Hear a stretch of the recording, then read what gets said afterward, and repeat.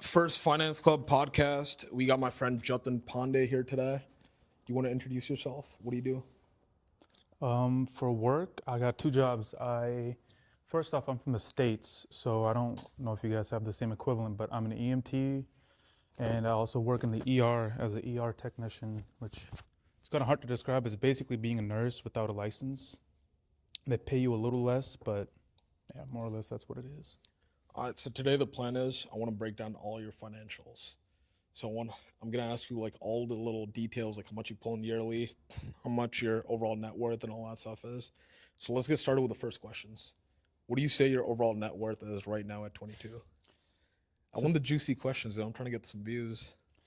well, that's a tough question because net worth is what? It's your liabilities and your assets Yeah, combined, right? no, your it's assets minus liabilities, Yeah, and then that's your overall net worth. um, it's hard to put down Give me like a exactly. realistic answer, like close to where we at. It's a range. It just depends on the market, but it's between 150 to 250. Okay, that's not bad. And how much are you pulling yearly through both your jobs? So right now I'm just part time, which is I work when I want to work. That's why I'm able to come here. Mm, Um, on paper, I'm only making about 55 to 60. I don't know what that is, CAD, by the way. So you got to do the dude, whatever. what advice would you have for like younger students trying to get those jobs? Because I mean, like Canada market's completely different from the U.S. Like most of us, once we get out of school, like I doubt we're gonna be making that much money.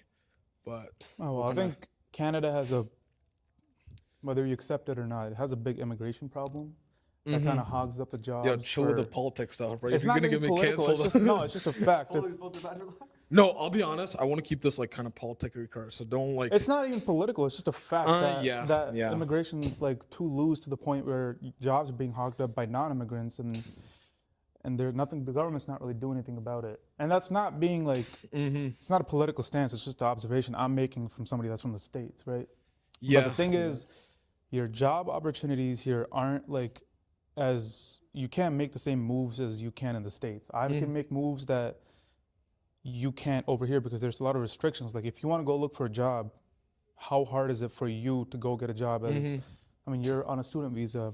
I mean, I don't know how, I'm assuming somebody here No, is I mean, I citizens, feel like right? most people, if you guys are watching from Canada now, even like your basic fast food jobs and stuff, you have to either know someone for a while to even get into those places. Where when I was in Milwaukee last time, all those fast food jobs were all hiring, and anyone can just go apply, get their resume, and get Yeah, in. so I think the main thing is you got to have a job that you can work, make money, rack up some cash, and then Mm-hmm. have some on the side that you can play with and make risky moves with. Yeah. If you're under 26, 27, even 28, you're young enough where you can make a risky move and make the money back. Whereas if you're 45 and you look back, you're like, man, I wish I'd done that. And then it's Mm-hmm. just a little too late at that I don't point. know the way school teaches even us as like finance students right now, like third year, we're learning about like RESP, like the retirement stuff. Which I'll be honest, I'm super against it. Like I like my riskier investments where it's like this could either go up like 2,000% or you could lose everything. Because like the risk is what makes it fun. Right. So this is how we get into day trading a little bit. Oh yeah, This is how I start. So Canadians, I know you guys can use a platform called Questrade. That's something you I'll guys be have. honest with you, I'm against day trading. Like I feel like day Sure. trading Here. is Oh, well, this is no. gone, Don't show but up all your thing, but just explain it on like how much. I don't so know. I It's really only really started day trading about a week and a half ago. I went all in with about I just wanted to start off smooth and slow where I can lose that money and not think too much about it. So I went 1,000 in. I put 1,000 down on an account. It's called Webull.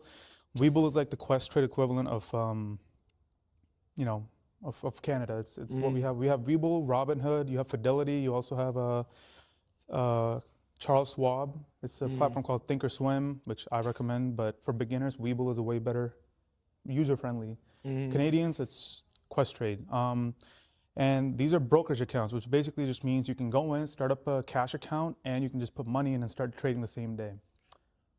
See, this is my argument with day trading. The volatility of penny stocks are not consistent. Whereas, like, say I have a grand just chilling to invest. If I put it in S&P 500 or any of those, like Dow Jones, for example, they're way more stable, and I'm promised a yearly return. Now that's the thing right there. All those, a share of let's just take Nasdaq. You can buy a share in that. It's about $22,000 for even the S&P 500. It's thousands of dollars compared to penny stocks, where if you have $100 that you can play with, you can turn the 100 to close to. It's not realistic if you don't know what day trading is, but you can turn 100 into 500 in a week. It's very doable if you can understand the patterns. You have the right community to support you, and you know what you're doing, and you're able to take that risk. I don't know. I've looked into like a lot of stuff Warren Buffett says, and he's like, before you actually invest in a company, you want to do all the research. Like you want to know the If you're company. taking your financial advice from somebody that's that old and a billionaire, you're doing it wrong. I don't know. I agree with his investment advice. He's the reason. You're the reason why he's going to become rich. Yeah, but still, if whatever you invest in, you're studying it, you're understanding it, and you That's how day genuinely trading believe is in too. it. There's no billionaire that's going to support day trading because they know it's a profitable industry, but only if you know what you're doing. Everybody's going to say, oh, invest in a Roth IRA, 401k, 403b, where you put money in, and then by the time you're 55, 60, you're like, okay, now I have $1 million, but you're 65. What are you going to do with the million? Yeah, yeah, I agree with that one. Yeah. yeah. I don't know. Day trading, like, see, how do you actually find your information for day trading? Yeah, Like, let me- what to put your stock, So what to put your money this is going to seem very schemy, but it's not. You have to find the right community. A lot of communities are on Discord for a certain reason. They use platforms to keep things private, like Discord, where you can only get in if you're invited to it. See, for me, that just sounds like a scam. Like, I mean, I'm pretty sure everyone on Instagram has seen those like day trader Yeah. course sellers. Yeah. We're like, buy my course if you want to Course- be a millionaire. Like, it just looks So like a scam. course sellers are definitely a scam. Those are people that like will charge you 3 to 5K and tell you, you know, if you buy my course, we'll help you out. But then you're the reason why they're making the profit. Look at TJR.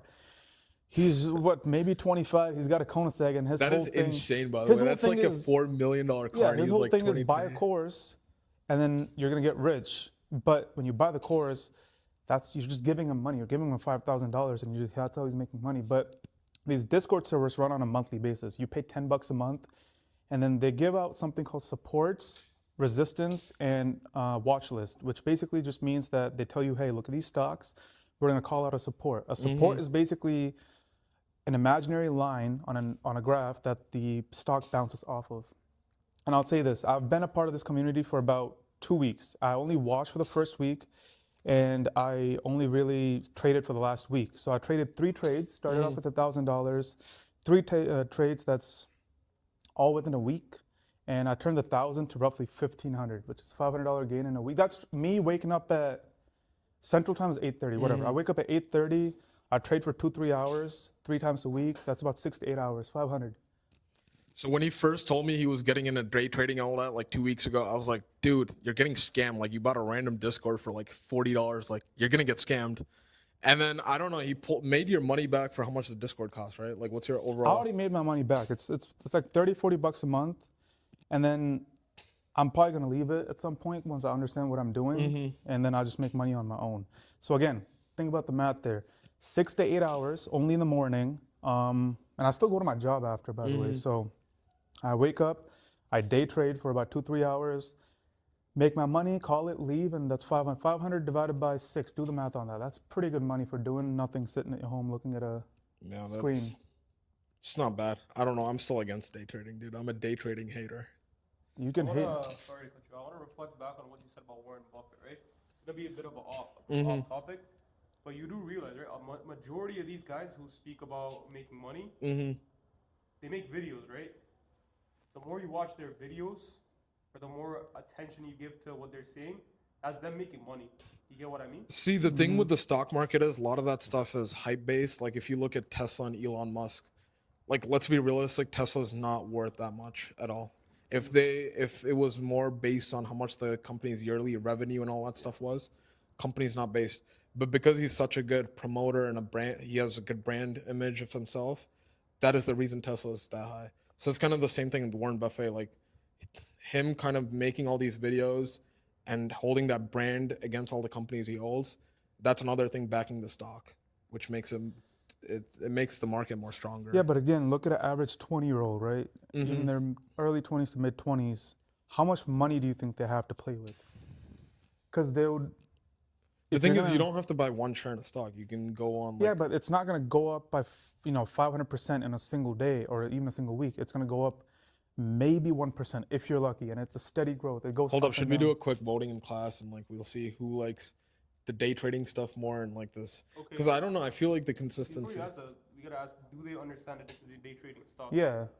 We're all finance students. I feel like you guys know the difference between like day trading and like proper stocks. Okay, quick voting. People that day trade instead of doing like long-term stocks. I don't think there's anybody here that really day trade. It's a pretty Yeah, risky thing to see, do. I don't know. It's too like high risk, dude. Whereas like normal stocks and stuff, it's still a decent amount of risk. Yeah, but here's the thing. I'm 22. I'm at an age where if I lose $1,000, I'll just work an extra shift a week and make that money back. It's Yeah, not. yeah. I'll be upset over it, 100%. But at the same time, I'm just gonna go back, work an extra week, come back, make my money back. Whereas if I'm 40, 45, 50, and I'm like, man, I wish I had done that. I would have made my money back then. I don't want to think about that in 20 years from now. Yeah, I feel like it's better to take risks. Don't and get all me that wrong. stuff. I have a 401k. I have a Roth IRA that I keep my money into, but that's like more of a that's for tax reasons. I don't care about investing money. We're actually learning about that in third year, like all the retirement benefits and the Right. tax benefits So you get. I'm assuming Canadian laws are very similar to U.S. laws when it comes to You guys know what 401ks are, right? Same as, Yeah. like RSP that we have. Yeah, yeah, I think that's the same So thing. our 401k, there's two types, 401k and 403b. They're very similar. They give you tax benefits. So basically, you take money, and your employer matches a certain percentage. My employer is 6%. So whatever I Here take. it's called defined contribution plans. I'm pretty sure. Yeah, yeah. So if I'm making, let's just say $1,000 a week as a number, and I take 1,000 a week, and I take 6% out of that, and I put it in my 401k, my employer matches that 6%, and they put it in a 401k, and that I have it directly invested with Fidelity Index Fund. That means it's just doing it by itself, and it's more for a long-term growth. Yeah, yeah, yeah. So I have that there, but I only have that there as a tax benefit. So at the end of the year, when the IRS comes knocking on your door, like, hey, how much did you make? I tell them, I only made 20K, man. Here's my income. And they tax me very little. It's almost no tax on that in the States. That's what I'm jealous about in the States, dude. Your guys' tax laws and stuff are so relaxed compared to here. I think Mumi, you get over the income of like $250,000, you're getting close to 50% tax on your yearly salary, which is like at that point, why even work so much to make that much money? Because like 50% of that is just going into taxes. Right, and that's how billionaires like Warren Buffett do. If they're gonna get taxed after a certain bracket, they take the money that they make and they all put it into an index or some sort of account where the IRS can't come knocking on your door. Yeah, yeah. That's the smart thing to do. Even though. trusts and all that stuff are the way to go. I don't know. I feel like every billionaire, their main thing they do is they have offshore accounts. Like that's a little on the. It's not illegal. I can't really comment on that. I Alright, can't let's chill confirm out. We're or not deny gonna on promote it. illegal stuff on this. I have another question for you. So like all the money you made and all that, I feel like being a young age, you make more stupid financial decisions. So let's start talking about all your stupid financial purchases and stuff you've bought. Start with we can start with the smarter ones first. Like something that's actually. Okay. So last year, about a year ago, when I turned 21 in September, I was at an apartment and I was like, hey, I'm paying about close to $2,000 a month. And I live in a metropolitan city, so it's like the equivalent of living in Toronto in the States where I'm from. It's a city called Milwaukee.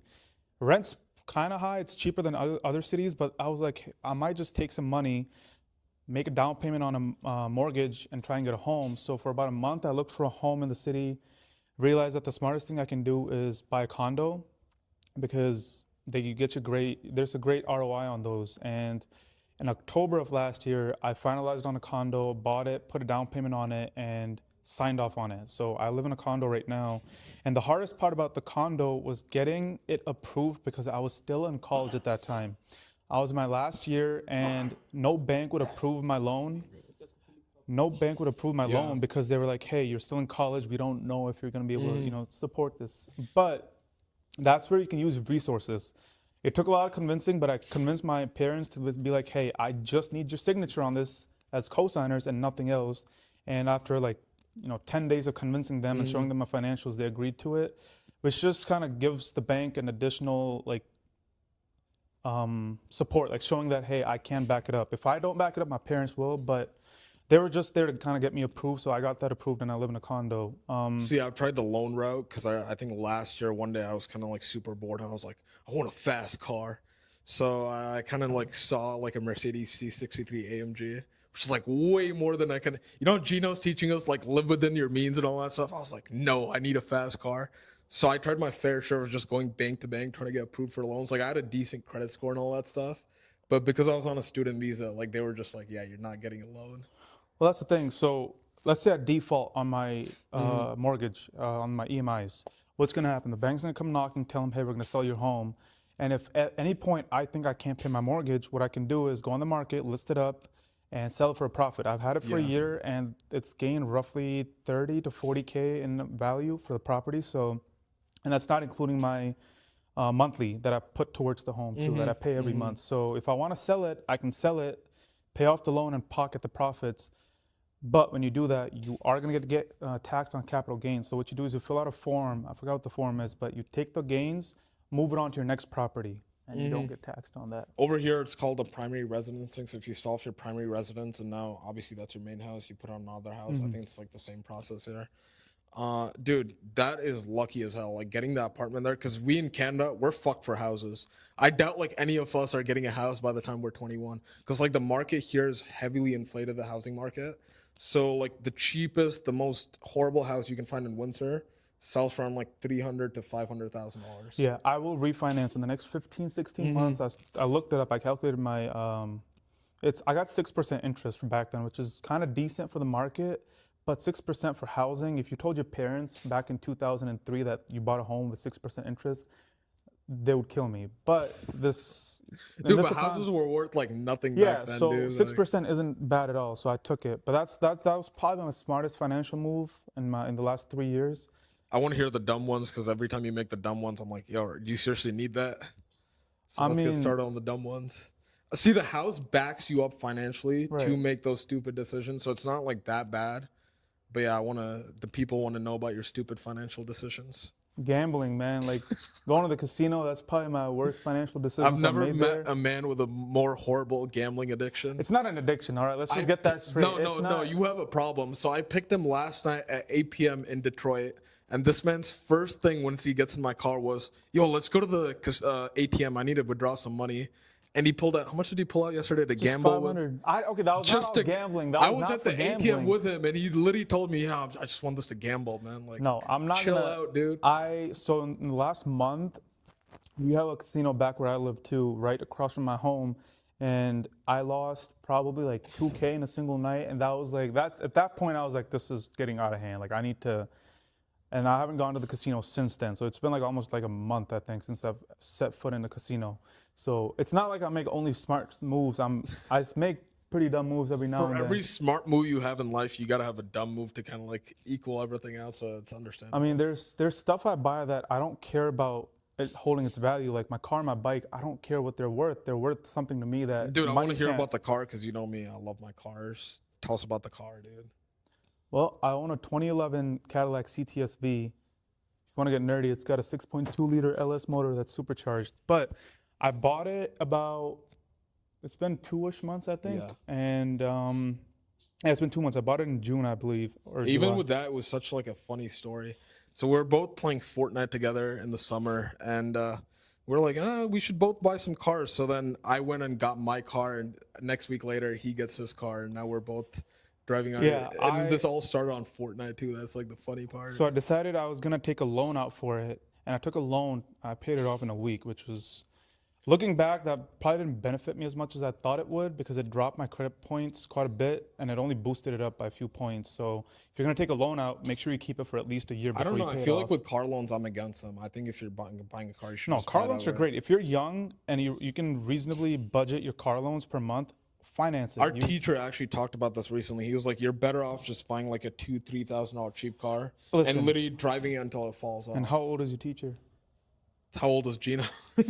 Probably his 50s. So, I don't know. There's no point of financing a thing because it's going to depreciate long term. He grew up in like what, the 70s and 80s, man. Like that was a whole different time. You could buy a house for like 5,000. I don't know. Financially, I feel like financing a car is not the best. Listen, people who are in their 70s and 50s and 60s, they always complain about our work ethic, but they don't understand you have to work like 4 or 5 times as hard to make the same amount of money that they were making and afford the same things. Like Yeah. housing has gotten worse, interest rates have gotten worse, groceries have gotten worse. I came here last time in June and saw your guys' grocery prices, and I was ready to just leave on the spot. It was horrible. Yeah. And the US isn't any better. So that's Yo, why since you know about all this market stuff, do you think a crash is coming? Because yesterday, Nah. the stock dude, there was a massive tank last night. You don't think? no, there's no way there's a crash. People keep there's been a crash scare for the last I feel 4 like since years. Corona Ever since had started, COVID yeah. ended, it's been like, oh, the market's gonna crash. The market's gonna crash. It's not gonna crash. And the biggest indicator of a crash is gonna be drop in interest rates. It's at 6. So recently, Canadian and the U.S. government and the Russian government, they dropped their interest rates by 25 basis points, which basically means about 0.25%. And that's not nearly enough that's just to combat inflation. That has nothing to do with the market. If they drop it by over like 100 basis points or even 125 basis points, that's when you start like, okay, what's going on? And then you look into the market. I don't know, with the U.S. starting all their tariff wars with pretty much every country, because even India and them are going back and forth. I think in the next couple of the years, the U.S. market should crash, because right now they've kind of started a trade war with every country.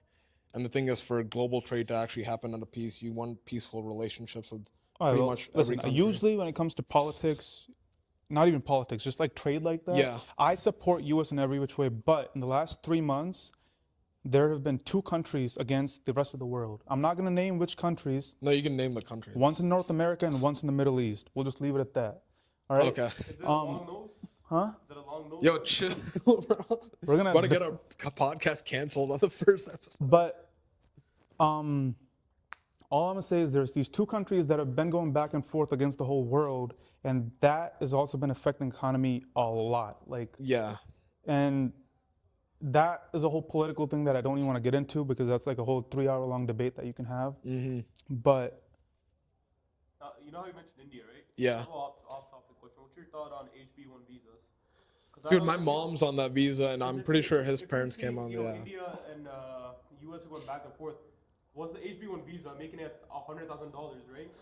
Was that somewhere to like? Dude, this is the annoying counter thing around with them? no. This is the annoying thing. Like, I was actually talking to my mom recently about that. Right now, her company has just warned her like stay in the country. So now she just lost the freedom to like travel to India or come to Canada to see me and all that first stuff. off, that's not true. So No, apparently if she leaves the no, country- that's it's been settled, all right? So what Trump did with the H-1B visas, I think Canada's government needs to do some sort of implementation system with the same, not 100K is too much. But here's the thing, I get what he's trying to do. He's trying to secure jobs that are meant for Americans, Because the H-1B was a highly abused visa that people came here on and they took jobs that could have been given to Americans, which I get. Like, you're running but a if you country, look you're at- not running a local grocery store that you just like, everybody come on, you can't do that. That's I agree with the H-1B visa because it focused mostly on skilled workers. And if you look at Exactly. all the major tech companies, they were all run by people who came into the country using So the most H-1B. people who come to work come on an L1 visa. That's the most common thing. And my parents came on an L1 visa. And H-1Bs are specifically for highly skilled individuals that need that skill to work here in the U.S. that a normal American can't. That's what a company brings people over for. Now, if logically your company thinks you're so skilled, they should be able to afford $100K a year for you. And by the way, this isn't like a recurring thing. This is just for the next 12 months, they pay a flat fee of $100K and that's it. They haven't decided to renew it yet, and we don't know what they're going to do in the next year. So think about it. Companies like Microsoft, NVIDIA, Apple, they bring in a lot of people from China and India on a yearly basis. They can afford $100K a year for their I don't know if they employees. can, but I was looking at one of the guys that worked at NVIDIA who was talking about it recently. Because of the H-1B visa, it enables the U.S. to find the smartest people in the world and get them to the country using this visa. By them bumping up the thing to 100K, obviously not the big firms will be fine, like NVIDIA, Microsoft, Google, all those things, they're still going to get those people. But it's going to cut out, like, say, startup companies. But startup companies don't need an H-1B visa. That's the point of an H-1B visa is you have a worker that's so skilled that you're willing to pay 100K a year for your person. I don't know, but startups say if it's like pre-seed and all that stuff, they don't have that much money. Now it's gonna eliminate them getting this people to the country to work on that. But look at it. If you're a leader of a country, you're supposed to prioritize your people, right? Like, Latin. One thing I could say here is, right, you know how people outsource their company work abroad? You know they've been doing that in India for a long time. Oh yeah, they're gonna do that still. It's gonna I don't think that happen. you need H-1B visa for that. By the No, way, it's only when they come into the country. That's when you let's need just the get this clear. H-1Bs aren't the only way companies. A lot of companies bring people over to the States on an L-1 visa, which is Yeah, I feel like H-1B is just like the most popular one. that, no. Like, H-1Bs are for skilled workers that bigger tech companies use, like Apple, Microsoft, Nvidia, and other Amazon and all these like bigger companies, tech companies. They use that visa. So, and by the way, that doesn't affect. That actually is going to help Canada boost its economy because people are going to come here instead and work for companies. Amazon still exists here. There's a lot of tech companies that still exist here that still exist in the States. So they can work here and make them profits over to the States. So look at the neighboring countries. So yeah, I feel like Canada should involve something like the H-1B and all that stuff because it's. I don't know, when I was trying to get my visa here, it was kind of like, here you go. It came in like a week, and I was like, that was like the easiest visa process for like any country. So in relation to Canadian policies and the effect that it might have on Canada, I think Canada's government or their employment is going to see a growth, like at least with the visas, like H-1B equivalent, whatever you guys have here. People are going to come here and work for the bigger tech giants over in the States. I don't know, and also from them making it easy, I've heard a lot of these cases. People are just coming here to the country and then they don't actually go to school and do all that stuff. They kind of just abuse the visa, get a job, and then just work 24. There's actually a guy in our class first year who he never came to class, never did anything.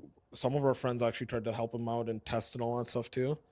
But the guy just, I'm not gonna name names, dude. Like, but yeah, he kind of just never came to class, just got a job. Like he barely spoke English, and I was like, you came here using a student visa, go to school.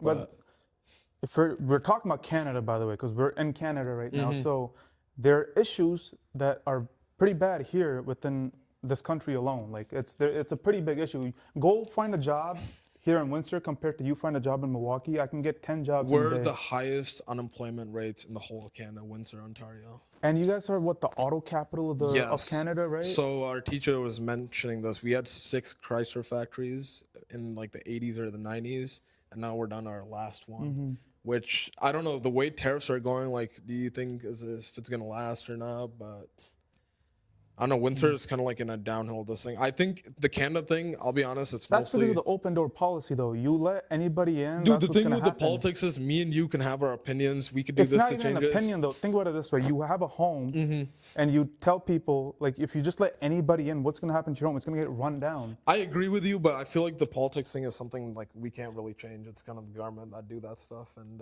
me and you can have our opinion and stuff in the podcast. And at the end of the day, like, how's that gonna change Well, things? this isn't an opinion. This is just a fact that the government here needs to tighten up on their, immigration policies. yeah. If they don't, it's only gonna get worse. No, actually, this year they did it. I think 80% student visas were denied this year, so they're finally like doing And- What do it. you think those other protesting? Yeah, you Yeah, guys dude, have I hate the protests here so much, dude. Every other country I've lived in never had those issues. Over here, what I've noticed, I've been here for like 2.5 years, last 2.5 years. Every year there's a new protest for like something. It was especially Canada Postal Services. Of course. It's, dude, like, I'm trying to get my mail in time, man. Like, they take so long to deliver all that stuff, but it's, I don't know. I think it's like kind of a waste of time. Like, just do your job, bro. In U.S., dude, we never had that issue at all. Like, in New York, especially, there's none of that stuff. I mean, yeah, the protests don't happen there because people are relatively happy because it's not like. I'm just saying. Like, Exactly. I feel like at the end of the day, it's just kind of political stuff. If Canada gets right with the politics stuff, if the right people are appointed, no one's going Again, to protest. it has nothing to do with politics. It's about the government prioritizing its own people compared to the people that they let in. That's literally it. It's Oh, I see your point, because I feel like that's the route U.S. has gone, and it's kind of you benefited have to them. prioritize your own. You're not running a business. You're running a country. You can't just let anybody in without a valid reason. Equal opportunity. Yeah, equal in the legal sense. If you come here with the right mind and the right sense, and you're able to assimilate into the culture, great, come on in. But if you're going to come here, try and change its laws that benefit you more than its own people, that's an issue. Yeah. Justin, I got a question for you, right? Mm-hmm. Is Windsor the only city you've been in Canada? No, we went to Chatham. We Yeah, went to. I've pretty much just taken them around here, like Chatham, Amherstburg, and then that's about it. You should bring him to where I'm from. I'm from Mississauga, the GTA area, downtown Toronto. Yeah, I gotta take you to Brampton sometime, bro. You'd love Brampton. You think this is bad? You gotta come to Brampton, my friend. Well, that's what I'm saying. Every place, like every country, and this is the thing. People have a lot of opinions about countries like U.S. and Canada, but they all want to come here, which doesn't make any Yeah, sense. yeah. You want to criticize the country that you want to live in, which just doesn't make any sense. If you come here, and when I say here, I'm not saying just Canada and U.S. Any country you go to, even Europe, like countries in Europe, you have to be able to assimilate into its culture without hogging up the resources for the actual people that have been there their whole life. Like, think about it. If you're a citizen here, people who are citizens here, you guys have lived your whole life here, you pay your taxes, you're a good person, and then some 22-year-old comes in from God knows somewhere and he just gets a job, and you guys have a hard time looking for a job, he hogs up the resources, and like, how would you feel? It's not a good feeling, because it's like, you've been here your whole life legally, and somebody comes here and just takes up everything you want, you know. It's funny you say that, because last year I was working at Tim Hortons too, and like I'm fitting right into that stereotype of like coming into the country, taking the job. But I don't know, man. I feel like people gotta do what they gotta do, you know. Yeah, but then that's where governments are supposed to step in. Let the people run their thing, but when it starts like becoming an issue for its own people, that's the issue you have to address. That who's your Prime Minister, Trudeau? I see your point, but when I think of a company, like I have my own company and stuff, I want to hire the hardest working person. So I feel like there's a lot of immigrants who are a little more hardworking and stuff. So I don't really care what race, what this thing they are. Well, Rahul, you gotta remember, right? It's quality over quantity. Someone could be hardworking, but you can make, let's say let's say a bakery, right? He can produce, let's say, 10 cakes an hour, right? But is that cake good?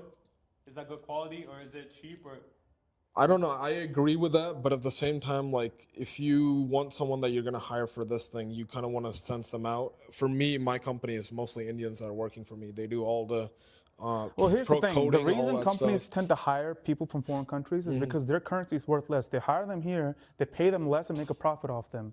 And they can still hire Canadians and pay them more, but they don't want to because all they care about is profit. That's where the government is supposed to step in and tell them, hey, no, we're going to limit how many people you can bring in. You hire Canadians or don't hire anybody at all. That's what they were supposed to do, and they didn't do that. I don't know. The thing is, when it comes to like thinking of it in a capitalistic way, there's not really like a raised immigration thing. Even if you look in the US, they don't really care where you're from. They just want you to work for the company. Like Google and all that stuff, they have people from all over the world that come work there. So I don't think if a company just be like, you know what, I just want US workers or I just want Canadian workers, that's not going to benefit them that much financially. Whereas if they're looking at the whole world and they're kind of sourcing one-on-one, like really smart people, that's going to benefit them long-term way more than just sourcing from one country. Right, but again, you have to understand an entity, like a unbiased government is supposed to be unbiased, but it's supposed to favor its people over foreigners. That's how a country works. See, the thing is, a government and a financial company, they don't think the same. See, the government is like, we got to make the place better, improve this country, that stuff. Whereas the company is just thinking, okay, what's our end of year revenue going to be? Companies are free to think whatever they want, but the government is, again, supposed to step in and tell them, hey, it's great you guys are making a profit and stuff, but make sure you're also, following these rules. And the rules are supposed to be mainly like the U.S. restricts how many H-1Bs, L-1As, and L-1Bs it gives out per year to occur. It's limited country by country. So a company is restricted by the cap it has from the government. And companies are smart. They lobby the government and they get around it, but the government is supposed to. This country is a great example of what happens when you have an open door policy. That's just all I'm gonna leave it at. I agree with that to like a certain extent. All right, let's change the topic. Let's get to a more fun topic. Sure, go ahead. So I want to talk about your sports bike and all the stuff we're doing the last like 2 months with that thing, and make sure you add a hypothetically speaking. Well, I'm in Canada. I can admit to whatever I want. Yeah, that was Milwaukee. You want to get to that, or should I mention? You can mention whatever you want. I'm just here to comment on it. So the best part about making money at a young age is you can do stupid stuff. So this guy has a 1,000cc bike, and I was in my car, and what were we on, like 130, 140, cutting up in traffic. I wasn't looking at the speedometer, but probably. Yeah, I was like locked in on the speedometer, but like I feel like that's a good part about making money in a young age. You can actually enjoy all that stuff and do all that stupid stuff. Because if you're old, like we're not gonna do that in our 60s. Dude, but that's like the most fun I've ever had, bro. Like the adrenaline rush. How are you feeling the bike? I don't know. I do it enough where it's like you don't think too much about it, but it's still a good feeling to have every time you're on it. 140 miles per hour while cutting up on traffic is an insane feeling, and I feel like everyone should like try it. Hypothetically speaking, I never did any of this in Fortnite too. Make sure we had that. Dude, in Canada, they're so strict about all this stuff. If you did donuts in a parking lot, you'll go to jail for that. Or not jail, they'll take your license away and like impound your car. Well, I'm not from here, so I can admit to whatever I want. But here's the thing: it's if you want freedom in your 20s, you have to be able to take some risks. That's just a fact. Like you can't. It's great to invest in like long-term savings. It's great, but if you have a job that you can take some cash on the side and do something risky, go for it. Like that's how you get the freedom to do whatever you want. I agree with that because see me with my like stock investing stuff, I pick the safe route. But then when it comes to like my personal stuff, like my company, I put a decent amount of money that I've just risked in there with like, is it gonna go good? Is it? I probably put in like 15,000 in there. Hey, and sometimes I wish I lived with my parents in college because I would have saved a lot of money it per does, month. dude. I feel like people look down on that. I love living with parents because you save on everything, dude. Like it takes care of all the other expenses. So now you have more like risky money or money to invest in stuff like that. There's pros and cons though. Like, yeah, you got to be willing to sacrifice something. You have to be willing to sacrifice your freedom, your fun, or your financials. If you can't sacrifice one of those things, you're never going to be financially set. I think that's like a thing with everything in life. If you want something more, you have to sacrifice Yeah. shit to actually get I that. mean, you guys are different here age-wise since you guys can do everything at 19, but over there it's 21. You guys know that. But even when I was like 19, 20, 21, I had the option to either go out and have fun on the weekends or just kind of keep my head down and work and save up a little bit to, take risky moves. That's what I did. From the age of roughly 20 up until probably like 21, like halfway through being 21, all I did was work. In college, I only was able to work because I was able to do night shifts. And then I was like, you know what, whatever, I'll just work on the weekends. Fridays, Saturdays, and Sundays, typically I just worked. And EMS. Bro, your dad was worried about you because I remember he called my mom and was like, yeah, Justin's not sleeping at all and all that stuff. I don't know why. Again, it's all about sacrifice. I sacrificed my sleep and I sacrificed my sanity a little bit. I worked 24-hour shifts at the fire station and I worked 12-hour shifts at the hospital. And I did back to back. So I was working like 40 to 60 hours a week. And I used the cash that I had to do something risky to be able to do what I do, right? Like you can't be scared to make some move because I'm 21, 22. If I lose the money, I'll make more back. It's Dude, fine. the way I thought about it is like, we don't have a family yet. We don't have kids. We don't have. There's nothing stuff like tying that. you down to a Exactly. certain thing. You can make a risky move. So it's like you put everything in one thing. Worst case scenario, you lose. You work more and you're fine. So I feel like this is the age to take a risk and do all the like stupid shit. As Gino would say, fuck around and find out. You mentioned that in class. That's really it for this thing. I think we got like 30 minutes in. You got any other questions or? I would say I feel humbled today. Genuinely, it was a nice conversation with you. Yeah. Yeah, I'm genuinely. it was great. All right, brother. Good to be out here. Thanks. Because I don't know you, right? Mm-hmm. But the experiences you've shared, it's a learning stance. You know what I mean? Right, and you got to be able to experience. Like you actually have to experience this to know what I'm talking about too. Like you got to be able to make a move where it's risky, sure, but at the same time, it might pay out. And you're at an age where you're like, you know what? I'll just put my head back down, work harder, and then take another risky move. 100%. One of the moves is going to work out at some point. You're bound to succeed at some point if you take enough risks. Dude, another thing I like me and you have been talking about money since we're like 14, dude. Yeah. You remember like all the all-nighters and stuff where we're just talking about like Here, stuff? I'll leave this in a gambling analogy. Listen, if you're at a blackjack This table, fucking guy relates everything to gambling. if you're at a bro. blackjack table and you have 5 hands or 6 hands, if you play 6 hands, you're bound to win 1 hand, right? Yeah. That's how risky moves are too. You play as much as you can. You take that move, and you might get paid out pretty big on one of the hands. As the president of Finance Club, I approve this message. So gambling analogy is one of the best ways to see because Yeah. everything in life is a gamble. Yeah, realistically. day trading is a It's gamble. calculated everything is. risk because you can't just be like, okay, I'm putting it in this, I'm putting it in this. Yes, you might get lucky once, but at the end of the day, you do have to calculate your risks. That's what it is. Even you kind of just didn't like full blow risk money on the stuff. You did your research beforehand. No, I definitely risked my money at some point. It was like me going blindly in, but I learned from my mistakes and I'm able to calculate risks. I don't know. With my company is Ethereum, like we import cars and all that. Before I actually decided on what car to import, I spent a decent amount of time researching the actual value of that car here, because I did like VIN number search unit cars, all that stuff. There's only 5 of them in Canada and about 20 of them in the States. So if I import a car that's already rare, the market value of the car is going to go up once I get it here. So I feel like you do have to do a decent amount of Yeah, research. but that's not how businesses work. Just because they're rare doesn't mean that they're worth a lot. Like, look at it. There's 5 Altezas in Canada, but they're not worth as much as a Supra. And there's Yeah. probably like 1,000 Supras in Dude, another thing I'm really interested into, I love the cars that actually appreciate in value. I feel like a lot of people now can, if you put your money into rare cars, there's a lot of money. Listen, in it. if you're at this age buying a car because you want it to maintain value, you're doing it wrong.